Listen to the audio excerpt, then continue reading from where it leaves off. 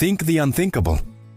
In a world where financial success takes generations, where prosperity is measured in centuries of hard work, there is a shortcut. Places in history that didn't climb the mountain, but were launched to the top by a force of nature or a twist of fate. From insignificant lands, forgotten on world maps, they woke up to find themselves as the new kings of the planet. This is not a tale of slow progress. It is a fable about absolute, instantaneous, and dangerous power. What transformed this mirage into reality? For some, it was black gold, bubbling under desert sands or forgotten swamps, bringing in more money per minute than entire nations saw in a year. For others, it was a reckless gamble, a financial folly anchored in a fragile web of trust, controlling assets 10 times larger than their own economy. Or even an urban innovation so audacious that it seemed to defy the very laws of physics and geography.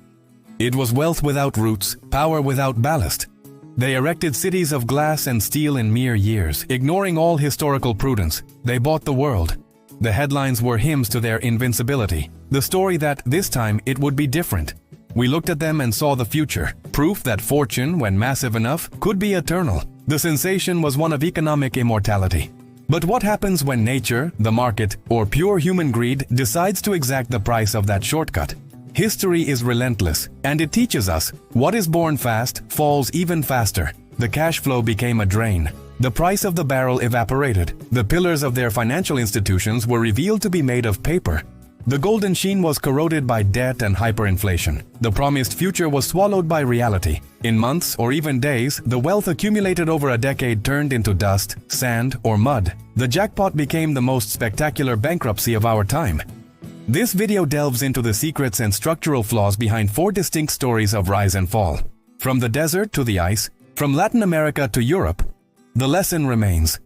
These are the countries that got rich overnight and then collapsed.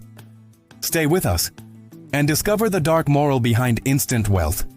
Case 1. Venezuela, the curse of black gold. Before the name Venezuela became synonymous with tragedy, it was the golden key to the future. Its story is a warning painted in oil. In the mid-20th century, as the world craved energy, Venezuela discovered it was sitting on a black ocean more valuable than any treasure. This was no minor find. It was the fastest wealth explosion Latin America had ever seen. In the 70s, the nation wasn't just producing oil, it was dictating the pace of global petroleum, often surpassing the legendary Saudi Arabia in volume. Money didn't enter the country, it gushed through pipelines, soaking the foundations of the entire society. Caracas, the capital, became the epicenter of this ephemeral miracle. They weren't just buildings. They were glass and steel skyscrapers erected in record time, rivaling New York and Dubai. Venezuela stopped producing and started buying the world. If you needed a rare French wine, a luxury German car, or the latest Japanese technology, everything arrived, imported and subsidized in abundance. The GDP per capita exploded, and the people believed the fable that they were, in fact, the fourth Venice, floating on an inexhaustible wealth. The world looked on and, without irony, called it the Saudi Arabia of the Americas. But all instant wealth hides a parasite. The black gold didn't just bring prosperity. It also brought the virus of corruption and the disease of complacency.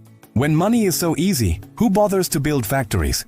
Who invests in agriculture, science, or solid institutions? Venezuela made the fatal mistake of believing that oil was a business, when in reality it was just a resource. The state ballooned, spending became reckless, and meritocracy was replaced by connections and favors. The fortune became a mask, hiding the fragility of a country that, deep down, produced nothing but crude oil. The surface wealth was, in truth, a lethal economic monoculture. And then, the inevitable. No high is eternal. In the commodity market, what goes up vertically comes down with the force of gravity. When global oil prices began their deadly fall, the Venezuelan empire didn't just falter, it split in half. Without the foundation of a diversified economy to cushion the shock, the tsunami hit head-on. External financing dried up, the debt proved unpayable, and the state, accustomed to subsidizing everything, had no way to cover the bill. What was once the fourth Venice saw its foundations devoured by the very water it floated on. The collapse manifested in one of the cruelest forms in economic history: hyperinflation. The government resorted to the only tool it had left: the money printer. The bolivar became worthless paper. Banknotes, which once symbolized the power of oil, were now piled in bags to buy basic necessities. Decades of corruption, mismanagement, and failed populist policies transformed a nation swimming in the world's largest oil reserve into a place where people, ironically, ran out of food. A wealth of $10,000 per capita evaporated, leaving behind only darkness, hunger, and queues. The story of Venezuela is not about a lack of resources. It is about the Midas curse, the tragedy of a country that touched gold and, instead of prospering, turned everything it needed, agriculture, industry, stability, into something useless. It was a fairy tale in reverse. From millionaires on a continent to beggars in their own country, all thanks to the illusion of black gold. Case 2. Iceland, the banking mirage. We leave the oil-soaked land for a place of ice, fire, and silence. Iceland. An island with a population that could fit into a football stadium, a place globally known for its towering glaciers, dormant volcanoes, and the almost mystical spectacle of the Northern Lights. In 2007, the country's wealth lay in its natural beauty, in its untouched purity. They were fishermen, poets, and storytellers, not Wall Street titans. But then, silently, something dangerous began to grow beneath the financial permafrost. Iceland discovered a new commodity more volatile than oil: money. Within a decade, the country was seized by an uncontrolled banking fever. Its formerly modest main banks began to operate on a global scale, making risky loans, aggressively expanding across Europe, and essentially betting the future of the entire nation on international markets. The result was bizarre, almost comical. The assets controlled by these three banking giants reached a value that was, unbelievably, 10 times larger than the island's total gross domestic product, GDP. It was a financial parasite, an ice monster fed by credit and ambition. Suddenly, the small island became Europe's financial darling. Foreign money cascaded in, fueling a wave of delusional consumption. Icelanders, known for their modesty, began to live a fantasy of imported luxury.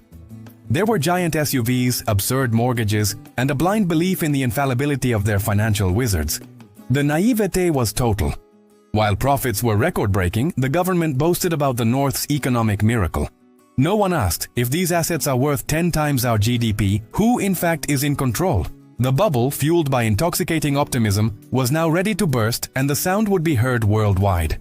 The year was 2008. The shock did not come from a volcano or a glacial storm. It came from New York and spread like a ripple across the Atlantic. In a matter of just 3 days, the impossible happened. The three main pillars of financial Iceland, Landsbanki, Kaupthing, and Glitnir, went bankrupt. They didn't just close, they crumbled. Trust, the only currency they had, vanished. The system simply stopped working. It was as if the ice had cracked beneath everyone's feet. Iceland suddenly became the most extreme casualty of the global credit crisis, a disposable pawn in the great financial game. The consequences were immediate and cataclysmic. Iceland's stock market did not retreat. It was annihilated, plunging a staggering 97%. The Icelandic krona lost half its value in weeks. The people who had been seduced by the promise of eternal wealth saw their savings, pensions, and mortgages pulverized. The richest people in the Arctic Circle, who were sailing in luxury yachts in the summer, found themselves quite literally bankrupt by winter. Iceland went from a laboratory of bold finance to an ICU patient, requiring international bailout and a complete social restructuring. The boom was over, only the crash remained. The story of Iceland is different from Venezuela. It wasn't the resource itself that failed, but the institution that manipulated it. It was the triumph of greed over common sense, proof that trust, when artificially inflated, is the most volatile asset of all. The nation survived, yes, but not without paying a generational price. The world saw that even the coldest, most stable societies can succumb to the fever of easy money. Where once there was the noise of stock exchanges, the austere silence of the glaciers remained. Nature prevailed, reminding us that a country's solidity is not in its banks, but in its foundations. From miracle to meltdown in less than a year. Case 3. Dubai, the city that outrun reality. We leave the cold of Iceland for the extreme heat of the Gulf. Here, human ambition knew no bounds. In the middle of an arid desert where the only logic was survival, a group of leaders decided they would build not just a city, but a kingdom of glass and gold that would defy the very notion of geography and economics. Dubai. Its rise was the fastest, the most audacious, and the most Hollywood-esque in all of modern history. In just a few decades, the money derived from its oil, though modest compared to its neighbors, was the catalyst for a megalomaniacal dream. The goal was not just to be rich, but to be unforgettable. Dubai became one gigantic construction site, 24 hours a day. The world watched, shocked and amazed, as the unthinkable became reality. Islands shaped in the image of palm trees emerging from the sea. An archipelago that recreated the world map on a gigantic scale. And of course, the Burj Khalifa, a needle scraping the sky, symbolizing that here, gravity and common sense had no place. This was no longer just a business plan, it was a public relations operation on a national scale. Oil money was the fuel, but the real engine was debt and the blind belief that ostentation would guarantee an infinite source of investors and tourists. Dubai bet its future on the idea that glitter was more important than substance. But behind every mirrored glass panel, every gold bathtub and every dancing fountain, there was a dark, hidden truth. The luxury was not entirely organic. It was the result of a colossal financial leverage. Dubai, the city that sold itself as the capital of the future, was in reality a web of ventures financed with debt that bordered on the astronomical. The very existence of its urban landscape depended on the continuous, frantic influx of foreign capital. It was a sandcastle built on an unsecured loan. The kingdom that defied reality was actually living off the illusion of invincibility. The bill arrived in 2009. The global financial crisis triggered in the US spared no one. The flow of investors dried up overnight. The cranes stopped. Multi-million-dollar projects were left incomplete, empty, haunted. The promise that Dubai was too big to fail met its limit. Panic set in. Reports of luxury cars abandoned at the airport, their owners fleeing jail over unpaid debts, went viral. The Dubai dream didn't just stop. It nearly died on the economic operating table. The desert, which had been pushed back by concrete and glass, threatened to reclaim everything. It was the image of the collapse, the golden sheen slowly fading out. The disaster was averted, but at a humiliating cost. Dubai was forced to kneel to its richer, politically stable neighbor, Abu Dhabi, in search of a billion-dollar bailout. It was an act of survival, a loan that ensured the lights did not go out forever. The city did recover, yes, but with a new financial foundation and a brutal lesson. The glamour was saved by the state structure and the vast capital of a more cautious emirate. The Dubai miracle was not a story of pure capitalism, it was a story of strategic rescue. The warning, however, is etched into the foundations of the Burj Khalifa. When growth depends only on an illusion, be it the price of oil or the eternal confidence of investors, it is inherently fragile. Even if Dubai has risen again, its moment of near collapse reminds us that, beneath the layer of gold and concrete, the most powerful force is still the desert. And the desert, symbolizing the raw and stark reality, is always waiting to bring everything back to its original state. Case 4. Greece, the debt trap of the Eurozone. Our final stop is in Europe, the cradle of Western civilization. Greece.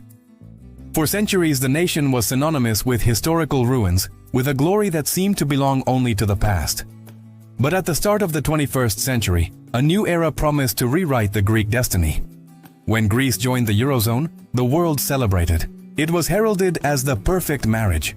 The millennia-old heritage of Plato and Socrates finally uniting with the prosperity and stability of modern Europe. The euro was not just a currency, it was a shield of protection, a guarantee that the days of financial instability were behind them. The promise was that now the country would operate under the Germanic logic of discipline, but with the Mediterranean sun. The cheap money party.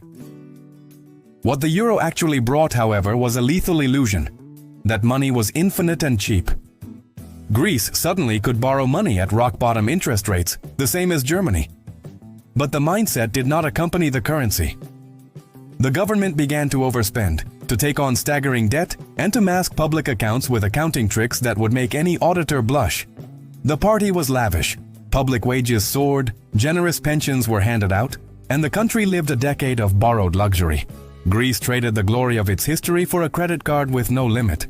The domino effect of truth. The debt grew silently, a malignant tumor beneath the Eurozone's skin. In 2009, when the truth could no longer be hidden and the real numbers surfaced, the veil of credibility tore. The bond market, which had lent billions under the protection of the euro, realized the colossal risk. Trust vanished, the borrowed money stopped, and like a house of cards, the party collapsed. Greece, which had felt immune under the European shield, discovered that the shield was, in fact, a trap. It could neither devalue its currency nor print money to get out of the hole. From nation to terminal patient. From 2010 onward, the country went into freefall. To avoid total bankruptcy and expulsion from the Eurozone, Athens was forced to accept brutal bailout plans, imposing the severest austerity in modern history. The result was devastating. The economy shrank by a quarter, a depression deeper than that of the US in the 1930s.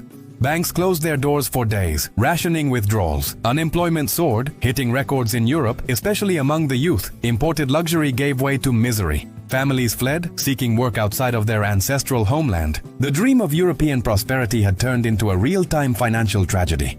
The fury against austerity.